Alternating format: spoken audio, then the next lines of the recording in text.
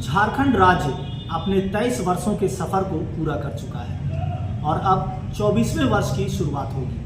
वहीं झारखंड की बात करें तो राज्य के मुख्यमंत्री हेमंत सोरेन ने अपने 4 वर्षों के कार्यकाल को भी पूरा कर लिया है। हालांकि इन 4 वर्षों में कई उतार चढ़ाव भी आए। झारखंड में कोरोना संक्रमण महामारी जैसे विपदा भी आई और इसे लेकर मुख्यमंत्री ने बड़े बड़े मंचों से झारखंडियों को संबोधित करने का भी काम किया। वर्तमान में जिस तरह से सरकार की कई योजनाएं चलाई जा रही है, खासकर आपकी योजना आपकी सरकार आपके द्वार, इस तरह की कई कार्यक्रमों के माध्यम से जनता के पास सीधे मुख्यमंत्री जा रहे हैं और कहीं ना कहीं मिशन 24 की तैयारी भी नजर आने लगी है।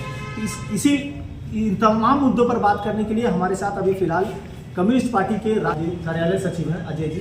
अजय जी, स्वागत है आपका। बहुत बहुत धन्यवाद मोहित जी। अजय जी, सबसे पहले बात करेंगे कि झारखंड सरकार ने अपने 4 वर्षों के कार्यकाल को पूरा किया है। इन 4 वर्षों की कार्यकाल को कम्युनिस्ट पार्टी, मार्क्सवादी पार्टी और जैसा कि आप खुद मुखरता से बातें रखते हैं अपने सामने, इस 4 वर्षों के कार्यकाल को कैसे देखते हैं? देखिए, पहले तो मैं हेमंत सोरेन को बधाई देता हूँ कि 4 साल उन्होंने सफलतापूर्वक पूरा किया। केंद्र सरकार ने इतना डिस्टर्ब करने के बावजूद भी अपनी नियति और अपने दम के ऊपर युवा मुख्यमंत्री ने जो कार्यकाल पूरा किया, उसके लिए मैं पहले झारखंड की सरकार को बधाई देता हूं और उनकी जो भी अब उन्होंने अभी तक काम किए उसके लिए उनको बधाइयाँ भी देता हूं। तो अडिगता से झारखंडी हित के लिए लगातार काम कर रहे हैं। ये तो मुख्यमंत्री झारखंड के मुख्यमंत्री हैं। बात अगर झारखंड के परिप्रेक्ष्य में हो रही है तो हम बात करेंगे झारखंड राज्य ने भी अपने 23 वर्षों का सफर पूरा किया। इन 23 वर्षों में जो हमारे झारखंड के आंदोलनकारी रहे, वीर शहीद रहे, उन लोगों ने जो अलग राज्य का सपना देखा था, जो आंदोलनकारी नेता रहे, जो सपना था, वो सपने साकार हो रहे हैं। यहाँ के आदिवासियों, मूलवासियों, आंदोलनकारियों का जो हक अधिकार मिलना था, जैसा सपना उन्होंने देखा था कि अलग राज्य का जो सपना था, वो कितना साकार होता नजर आ रहा है? आपने बहुत सही सवाल किया कि 23 वर्ष का झारखंड राज्य का स्थापना जो 23 साल भी हो गया है और उस बीच में कई उतार चढ़ाव आए। आपने देखा लगातार यहाँ पर कम से कम 16 से 17 वर्ष जो है भाजपा की सरकार रही है और जब भाजपा की सरकार रही है तो उन्होंने जितने भी, हमको लगता है जो भी योजनाएं बनाने का कहा, वो झारखंड के हित में कोई भी योजना उनका कारगर रूप से कार्य नहीं कर रहा था। मेरा साफ कहना कि जिस उद्देश्य से झारखंड राज्य की अलग हुआ था, जिस उद्देश्य से झारखंड राज्य के युवाओं ने आंदोलन में बढ़ चढ़ कर भाग लिया था कि जब झारखंड राज्य अलग होगा तो यहाँ के युवाओं को रोजगार मिलेगा, यहाँ के लोगों को आवास मिलेगा, यहाँ के लोगों को रोजगार मिलेगा, यहाँ के लोग खुशहाल होंगे। लेकिन आप देखेंगे कि जैसे ही झारखंड राज्य बनता है उसके बाद 1 साल के साथ जो नियोजन नीति बनाना चाहिए था, डोमिसाइल नीति बनाना चाहिए था, आपने देखा था भाजपा की सरकार में रहते हुए यहाँ पर उन्होंने जो नियोजन नीति की बात करने लगे, डोमिसाइल नीति की बात करें, वहाँ ने इन्होंने गृह की स्थिति पैदा कर दिया था। राजनीतिक अस्थिरता के रूप से 2002 में उस समय की जो सरकार थी बीजेपी, वो अस्थिरता के रूप में लेके आई थी। झारखंड में बाहरी और भीतरी का जो उन्होंने खेल खेलने का काम किया था, अंदर बाहर, तो उन सब चीज़ों को लेके भी झारखंड में काफ़ी दिक्कतें, यहाँ के लोगों को जो मूल अधिकार मिलना चाहिए तो वो अधिकार नहीं मिल पा रहा था। हमारा साफ समझ है कि ये जो 2019 में जो स्थिर सरकार बनी है उसमें कई योजनाओं पर उन्होंने काम किया। हमारा साफ कहना कि देखिए, भाजपा की सरकार पूर्ववर्ती जो सरकारें थी वो जो नियोजन नीति बनाने लिए स्थानीय नीति की तो बात करता है, जो नियोजन नीति की बात हम कर रहे थे कि नियोजन के लिए जो नीति बनाने थी, झारखंड की युवाओं को रोजगार आप कैसे दें? हम लोगों ने कई बार आंदोलन किया कि पहले झारखंड के लोगों को नियोजन नीति बनाइए, युवाओं को रोजगार दीजिए और ये नियोजन नीति जब बनेगी तब उसके साथ साथ स्थानीय नीति स्वतः बन जाता है। स्थानीय नियोजन नीति की तो बातें हो रही है, लोग आंदोलन भी कर रहे हैं, डिमांड भी हो रहा है, मांग भी हो रहा है, लेकिन सरकार कह रही है कि नियुक्तियों का वर्ष होगा 2024-25, युवाओं का प्रदेश होगा 2024-25। तो कैसे आप फिर कह रहे हैं कि नियुक्तियाँ नहीं है, रोजगार नहीं है? मैं रोजगार ही नहीं कह रहा, मैंने क्या कहा कि नियोजन नीति जो पूर्ववर्ती सरकारों को बनाना चाहिए था, जिसके तहत अभी तक झारखंड के नौजवानों को जो रोजगार मिलना चाहिए था, उस पर वो काम नहीं कर रहे थे। वो केवल यहाँ बाहरी भीतरी करके लोगों को लड़ाने का जो काम कर रहे थे। जब से हेमंत की सरकार आई है, इन्होंने स्थानीय नीति और नियोजन नीति में स्पष्टता की कि नियोजन नीति में हमारे लोगों को रोजगार मिलेगा। उन्होंने साफ अपनी घोषणा पत्र में जारी किया था कि हम युवाओं को रोजगार देंगे। तो सरकार जब युवाओं को रोजगार दे, जैसे उन्होंने किया था, बोलते हैं सिर्फ मुड़ाते ही ओले पड़ने वाला, जैसी सरकार है तो उसके अगले वर्ष से कोविड का पीरियड हो। उस बीच में आपने देखा होगा कि बाहर में जितने मजदूर लोग हैं, सर्वप्रथम है जो झारखंड की सरकार एयरलिफ्टिंग से अपने मजदूरों को वापस लाया। तो कई चीजें उन्होंने किया, पहल तो किया, लेकिन जिस तरह की योजना पूर्ववर्ती सरकारों ने बनाया था उसके अनुसार झारखंड का डेवलपमेंट में देरी हो रही थी।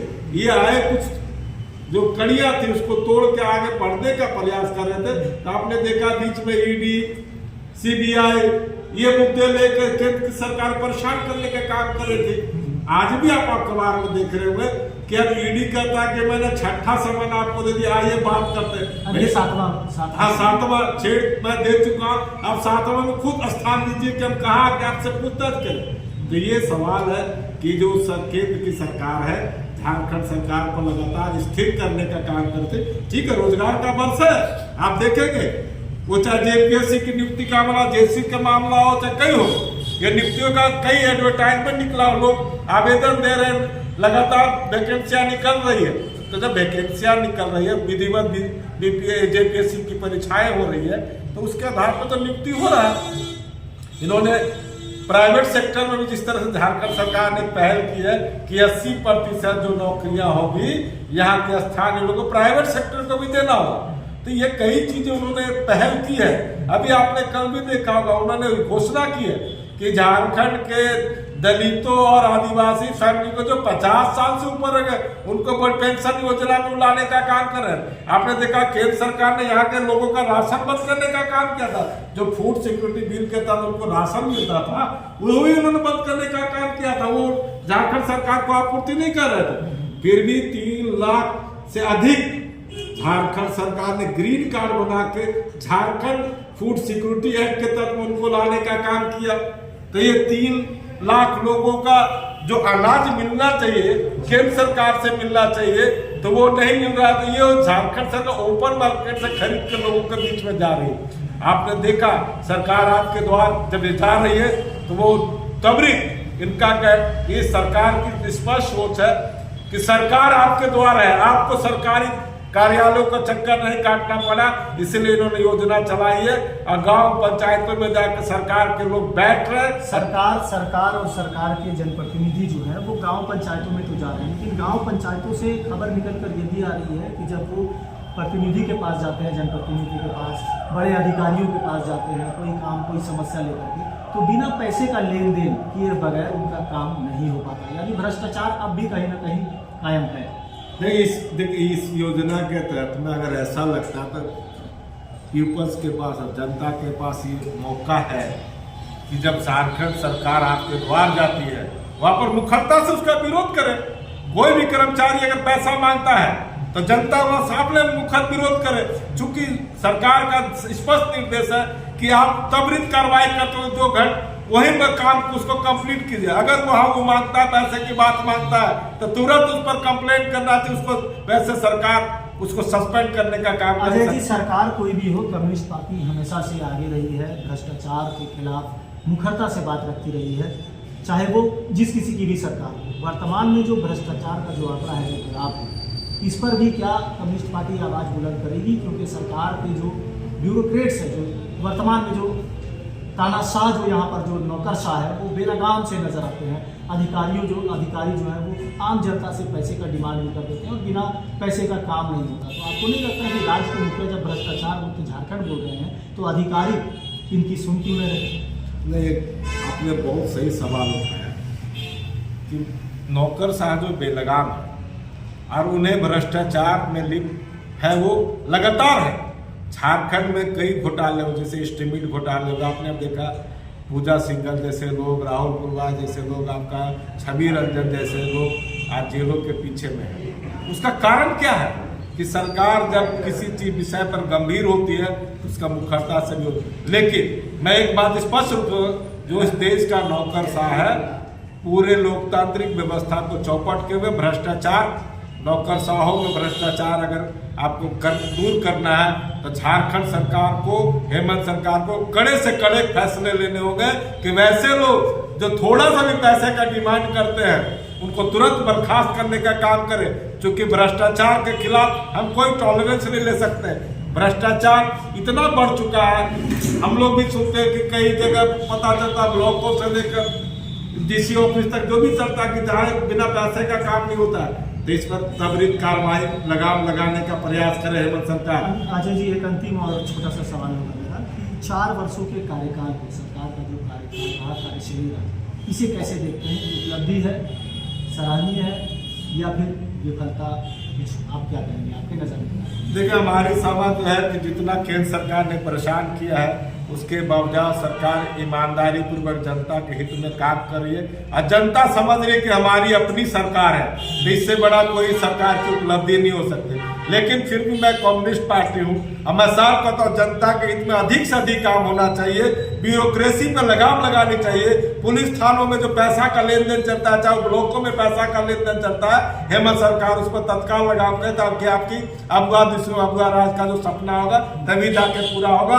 और जिस लिए झारखंड आंदोलन किया गया, झारखंड अलग करने का सपना झारखंड वासियों ने देखा था, उस झारखंड तभी सफल हो सकता है कि आंदोलनकारियों जो आंदोलन कर रहे हैं उनको चिन्हित करके उनको एक सम्मानपूर्वक आंदोलनकारी का दर्जा दे और झारखंड को विकसित राज्य बनाने के लिए भ्रष्टाचार राज्य बनाने की जरूरत है। बहरहाल ये थे हमारे साथ वरिष्ठ नेता अजय सिंह, भारतीय कम्युनिस्ट पार्टी से। इन्होंने सीधे तौर पर कहा कि किसी भी राज्य या किसी भी देश के मुखिया जो होते हैं उसे इन तमाम चीज़ों पर ध्यान देने की ज़रूरत है। खास करके पूरे देश और पूरे राज्य में ब्यूरोक्रेट्स जिस तरह से बेलगाम है, इन पर अंकुश लगाने की ज़रूरत है ताकि दिग्भ्रमित करने वाले जो अधिकारी हैं, जनप्रतिनिधि हैं, वो राज्यवासियों से, देशवासियों से इस तरह से छलने का काम ना करें और इस पर लगाम लगना बेहद ज़रूरी है। इन्होंने सीधे तौर पर ये भी कहा कि विकासशील झारखंड को अगर विकसित करना है तो राज्य के मुखिया को इस पर सोचने की ज़रूरत है। इसी तरह की तमाम जानकारी और खबरों के लिए लगातार बने रहे कोयलांचल संवाद के साथ, अपने सहयोगी रिजवान के साथ। मोइजुद्दीन, रांची।